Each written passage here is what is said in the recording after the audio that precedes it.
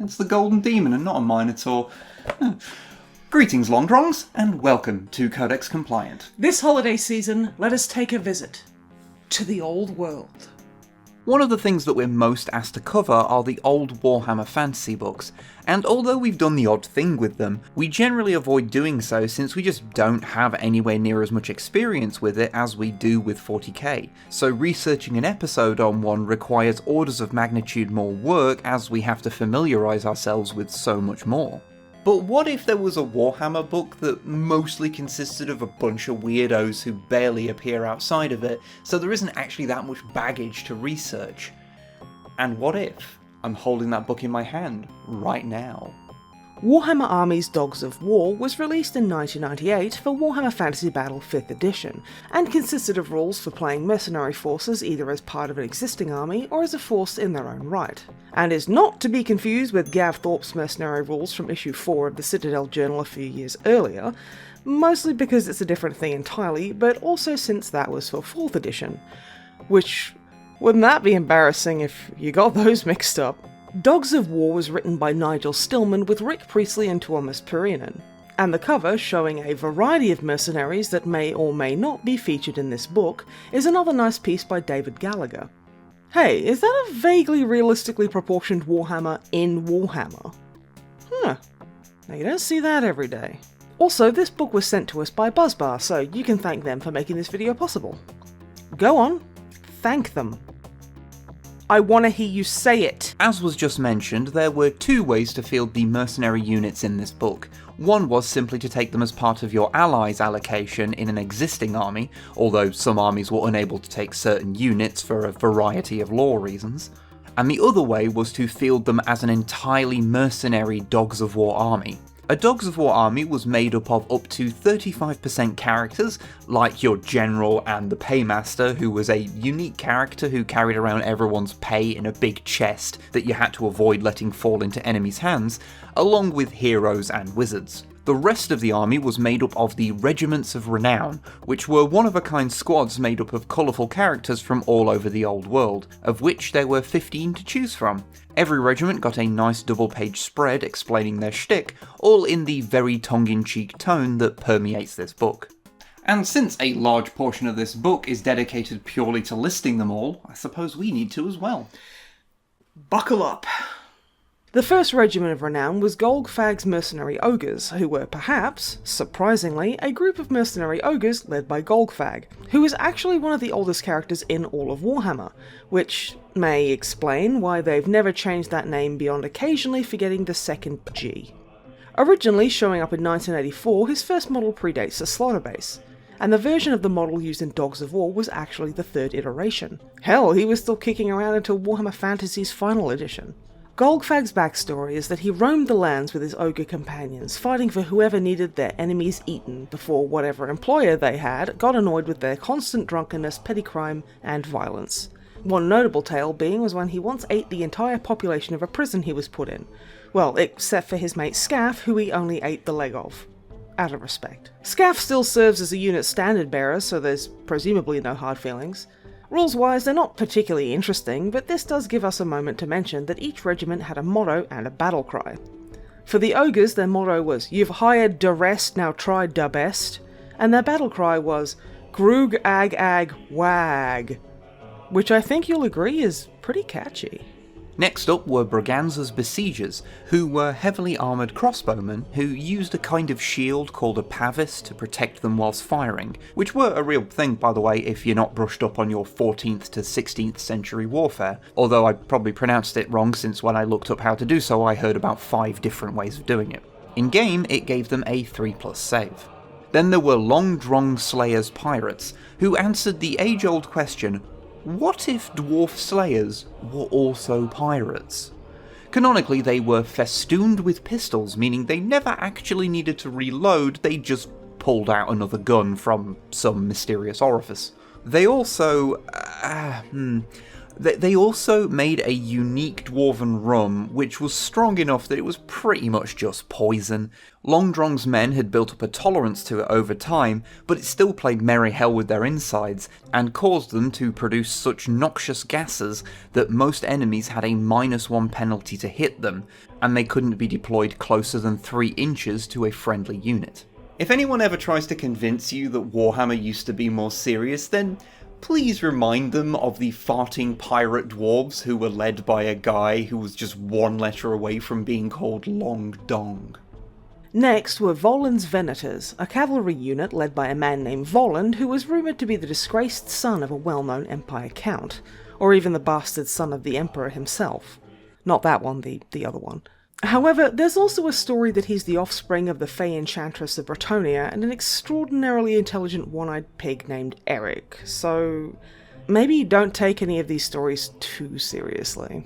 The Venators themselves are made up of the dispossessed sons of the rich and famous, renegade knights, basically anyone with a nice warhorse and the training to fight on one, and a loose grip on morals, which led them to being annoyingly good at what they did. It's not just losing. It's losing to them. They're barely even proper soldiers. No discipline, no uniforms, and the worst breath you've ever smelt in anyone that wasn't an ogre.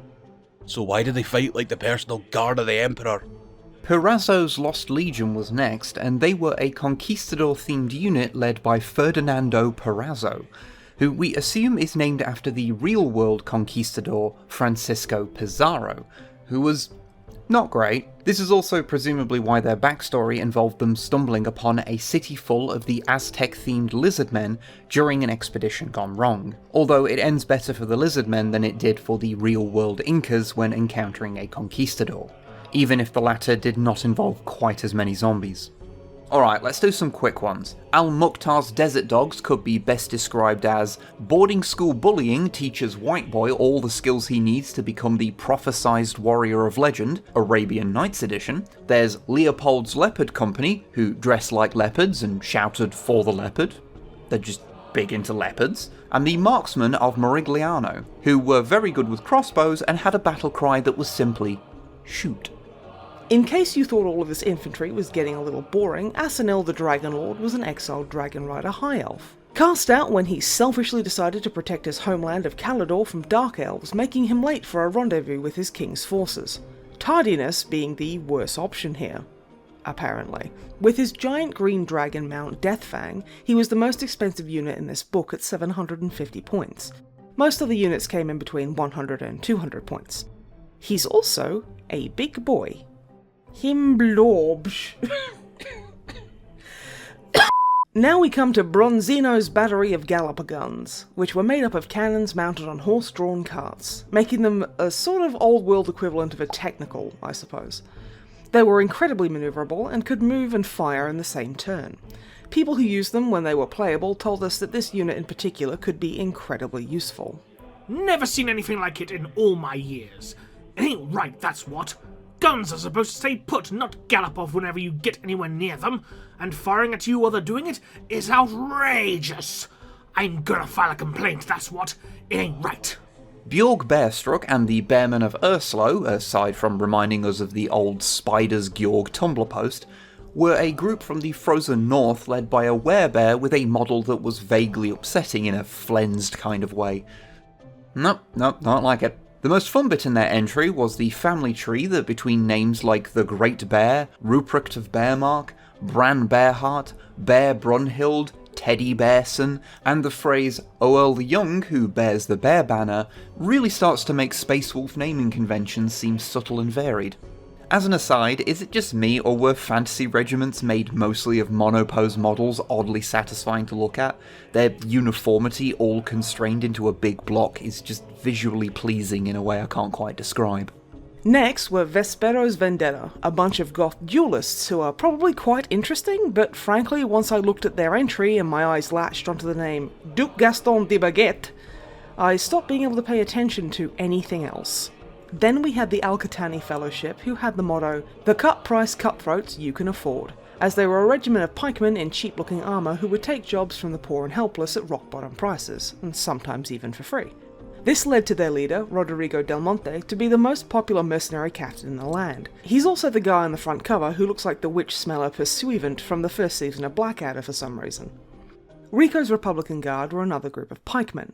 There's just a lot of pikemen in this book, okay? They wore ornate heavy armour decorated with both blood-stained bandages and silken scarves donated by adoring ladies in grateful acknowledgement of their services. Bandages and scarves. Now, I'm no fashionista personally, but those two things are too visually similar. Take one off, honey. Finally, there were the Birdmen of Catraza, who zoomed about firing crossbows on man-made wings and sounded like stereotypical old British fighter pilots for some reason. Well, they tell me that the Birdmen of Catraza can capture any tower in Telea, or for that matter, the world. So if you can convince me that you can snatch the Orb of the Ancients from the dread Tower of Doomio, you're hired. 'Tis simple, my lord. I have a cunning plan. First we buzz in low, hedge-hopping for good measure, and then it's up and under and in from the sun. Keeping an eye out for Archie, of course. Corkscrew and pull out, trying not to prang, and then the wingies will strafe. My number 2 is in and out, and we're away. Can you say that again, more slowly? Honestly, these guys are kind of great. Their leader and ex-windmill craftsman Daedalus became obsessed with building a flying machine based on sketches by Leonardo da Maragliano. More on him later. And despite the sketches ending up being forgeries, he persisted. No matter how many times he failed, he kept trying until one day he smashed through the roof of a powerful local family's villa, intruding upon the mistress of the house's bath and killing her bodyguard, who was also in the bath for reasons that I'm sure were perfectly innocent. Daedalus was imprisoned in the Leaning Tower of Verrazzo, but eventually built himself some wings from his furniture and his bedsheets and leaped to freedom. Thankfully for him, they actually worked this time, and he flew into the life of a mercenary, training a team of tally-ho spouting flyboys to join him.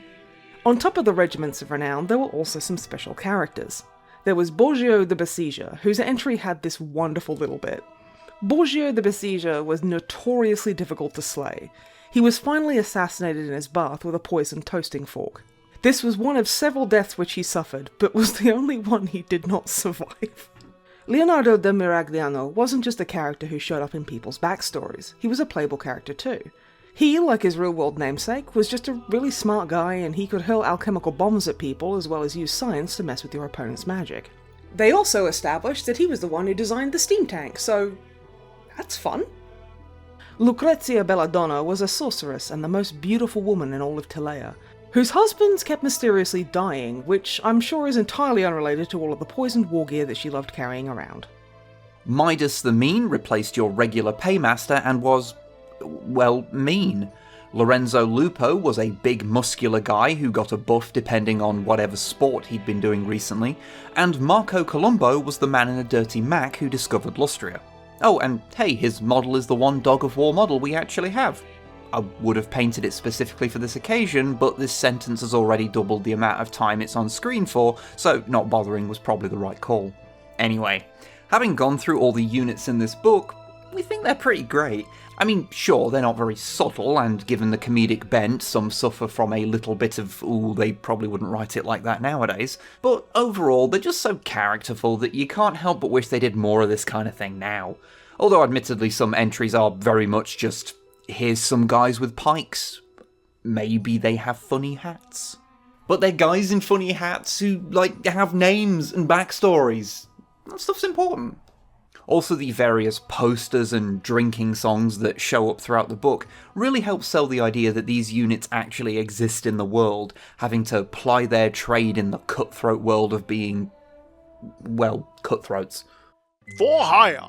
Volens Venators, the answer to all your outstanding territorial claims, pretensions to power, political opposition, ungrateful subjects, treacherous relatives, noisy neighbors, no questions asked. The cost? Very reasonable. Find us at the sign of the Slaughtered Orc. Are you a poverty-stricken youth?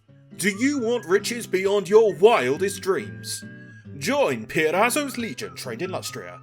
Recruiting now at the sign of the Upturned Halfling. We know where the gold is. For hire, Rufus the Magnificent, Famed wizard and animal trainer seeks profitable employ. Rufus is available for epic battles, local skirmishes, domestic disturbances, reasonable rates, block booking discount, prestidigitation extra. Say Rufus 3 times and he'll find you. Rufus, Rufus, Rufus? Greetings, my most excellent friend. The back end of the book is dedicated to lore about the land of Talea, because despite the units from this book coming from all across the world, the wide use of mercenary armies in Talea means that they pretty much all ended up here at some point or another. It would be easy to just look at the map and say Talea is just fantasy Italy, and don't get me wrong, that is a big part of what it is, but let's go at least a little bit deeper. Talea was the area around the Talaean Sea, an area left to develop relatively peacefully due to being surrounded by mountain ranges, and thus not having to deal with constant attacks from orcs and goblins. The heavy mercenary presence in this land grew out of Talaean merchants needing to defend their ships and merchandise from pirates, and whatever the land version of a pirate is, I'll Google it later. This use of mercenaries became so ingrained that Talea became a good place for experienced soldiers from all over to ply their trade. In fact, so mercenary-brained were they that when Talea was eventually invaded by orcs, they simply paid half the orcs to fight the other half. There were a great deal of words dedicated to describing the various squabbling principalities and republic that make up the land of Talea too, which, if you were worried if the book had gotten a little bit too serious, introduced us to a hero of legend called Mona Lisa, and also contained a story wherein a prophecy began to circulate in the Principality of Tabaro that the next prince would meet a horrible end. So, in order to play it safe, the rival claimants elected a pig to the role until the prophecy came to pass. The pig, known as Pigolo I, brought an era of peace to the Principality and reigned into old age, eventually dying when he fell off a battlement while inspecting the guard. The rest of this section covered Talaea's relationships with other lands and its history of trade and exploration, all of which, like the rest of this book, is peppered with little bits of fiction to spice things up. These little stories help flesh things out and include some things like a young ogre not wanting to eat an orc's head and being chastised for not eating his greens. And, in case you thought they were above this, comedy Italian accents. Hey, what do you got in your codpiece? Mamma mia. There's also a section of extracts from The Art of Statecraft by Gossip a Lotta. This contains the wisdom of an exiled princess who became quite sought after by various generals for her military advice.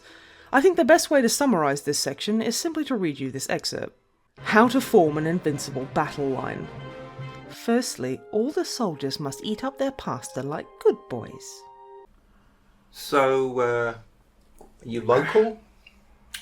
Yeah, Lenton Way, actually. Family business. Deal with charms, curses, magic tricks, animal training. Actually, you might have heard of my cousin. He's the one that cursed Games Workshop with the name thing. Oh, really? Yeah. Oh, small world, small Yeah. world. So, do you need, like, bus fare, or...?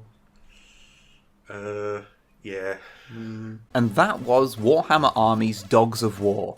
From what we can tell from asking people about their experiences with it, it doesn't seem like full mercenary armies were that common back in the day, but a lot of people did use the individual units to either include something their army lacked, like horse technicals, or simply because they thought the unit in question was fun, like horse technicals. Ultimately, I suppose that the mercenary units in here, much like many factions from things like Warcry or Warhammer Underworlds, were mostly an excuse to put out some weird quirky models and rules without having to design a whole faction around that one gimmick. And this means that the book remains interesting to read to this day, especially since a lot of the mercenary bands in here have had few big appearances outside of this. Some characters have had references or appearances here and there, some have even been in novels, but Golgfag is pretty much the only one with any lasting presence, although that's probably got more to do with the fact that he's the only one with a bit of heritage to him. This wasn't like the one time he got a model, you know, hell, he's established enough to have a paint named after him. This was the only time the Dogs of War got an army book all to themselves. Other times they had to make do with their rules getting printed wherever would have them. Although there were more units added to the faction in the years after this book's release, which at least added some more variety with things like orcs, giants and undead bulking out the mostly human regiments of renown. This included a halfling squad called Lumpenkrups Fighting Cocks, who were mentioned in Dogs of War but weren't initially playable, which I felt like mentioning for no other reason than wanting to say that name out loud. So, Merry Christmas, Happy Sanguinala, season's greetings. We hope you have a lovely time doing whatever it is you do around this time of year, and we'll see you in 2023, where we'll no doubt make more videos that make you go, oh yeah, I kind of remember that. That's what we do. Yeah, that is our job. That's our job, Yeah. we do that.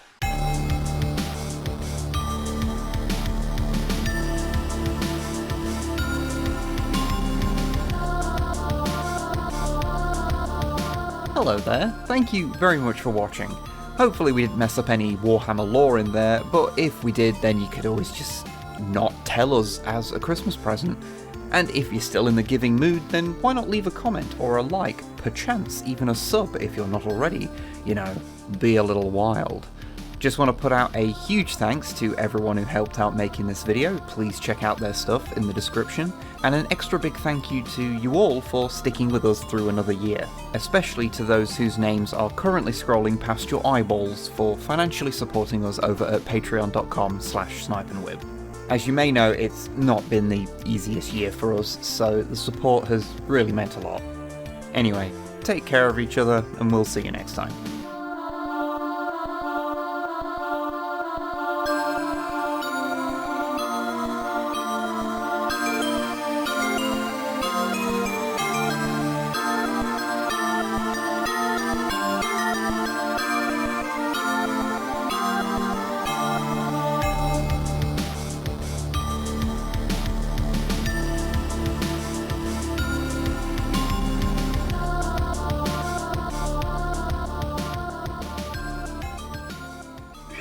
You're holding it like that, so if I'm from down here. Yeah. So if you've Not like, So not dodgy at all. hello. So if you Come here often, because I'm hoping to.